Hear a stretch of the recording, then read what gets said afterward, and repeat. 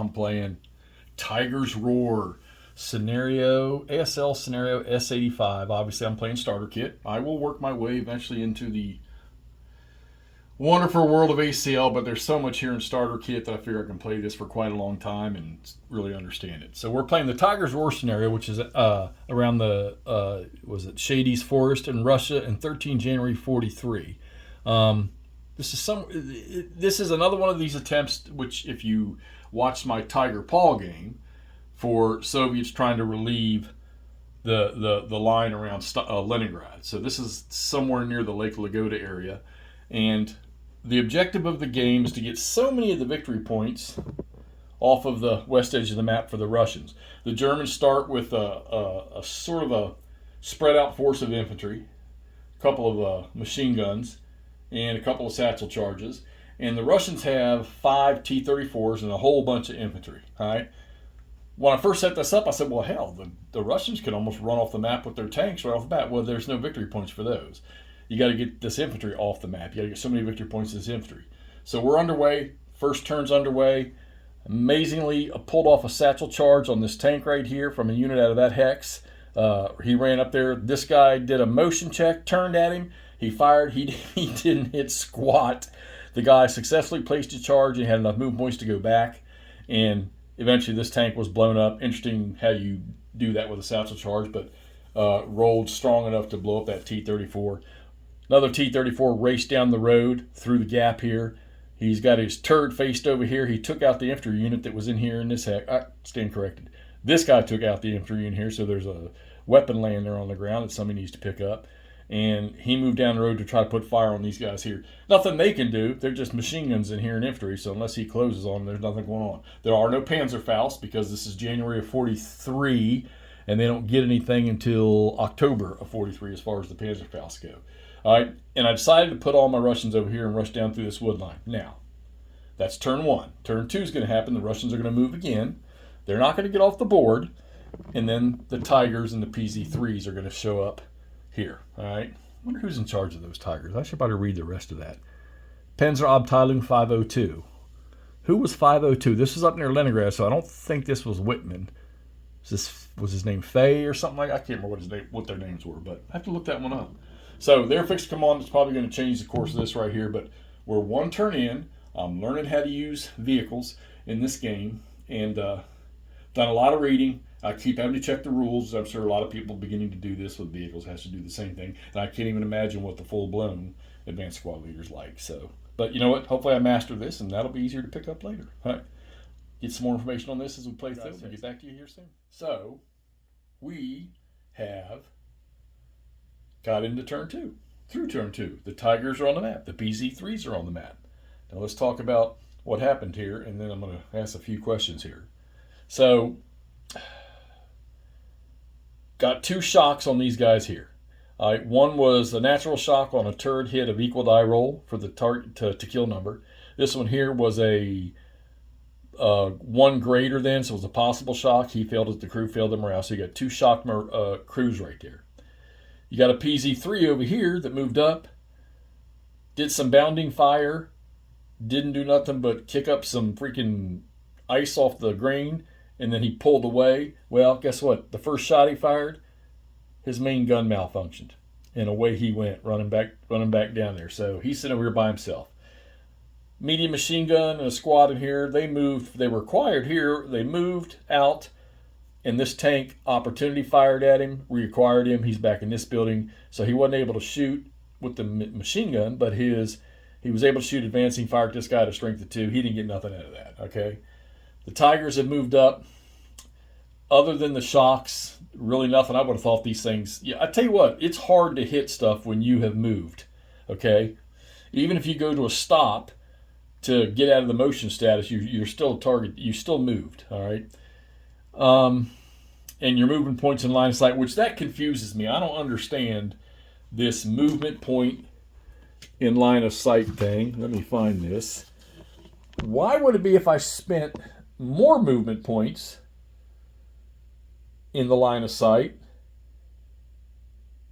the number's going to be less? Okay, so I'm going to have to assume that it means I had longer time to get acquisition on the target. That's how I'm going to look at it.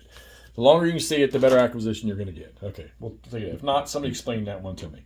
But I think I finally got a grasp on the bounding fire and being able to continue your move. This delayed movement point thing, I get what purpose it serves, but man, how in the hell do you remember that?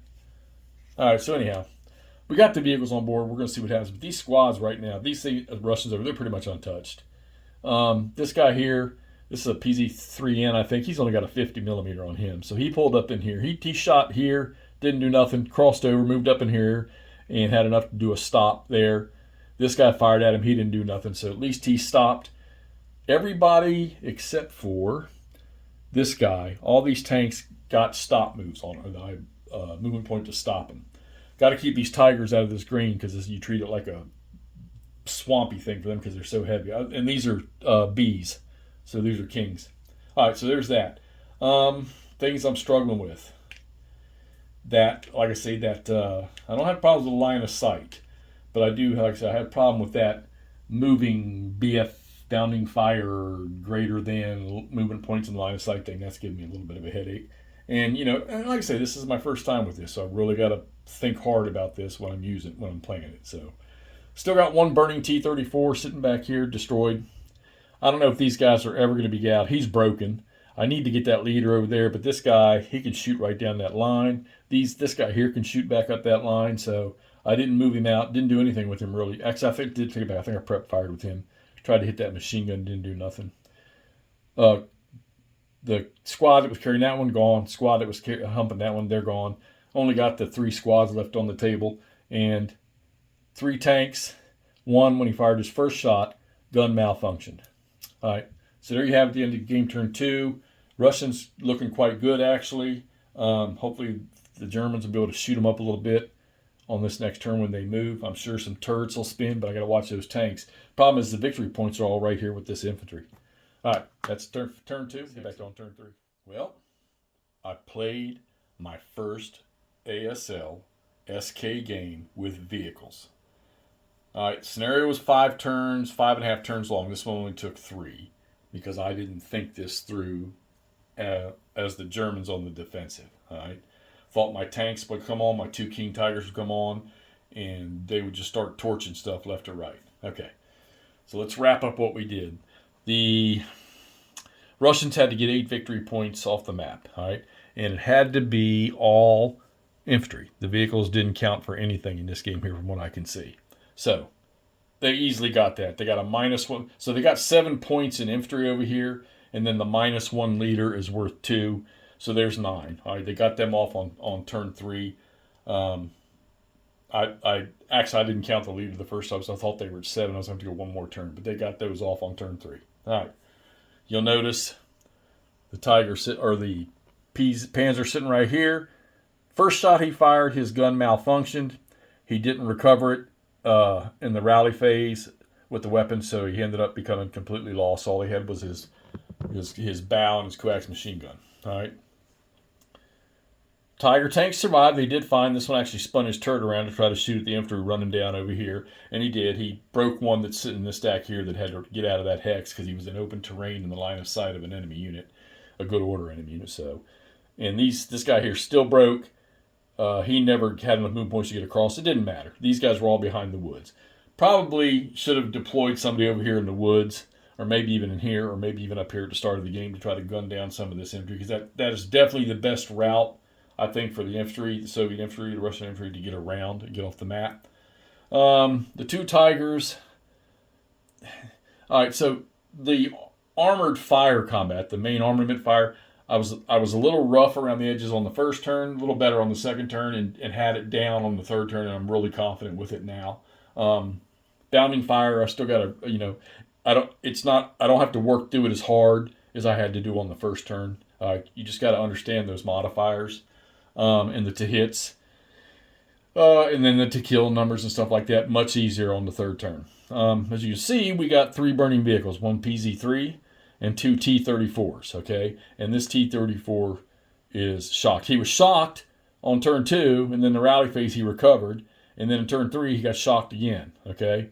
So do I have that on the wrong side?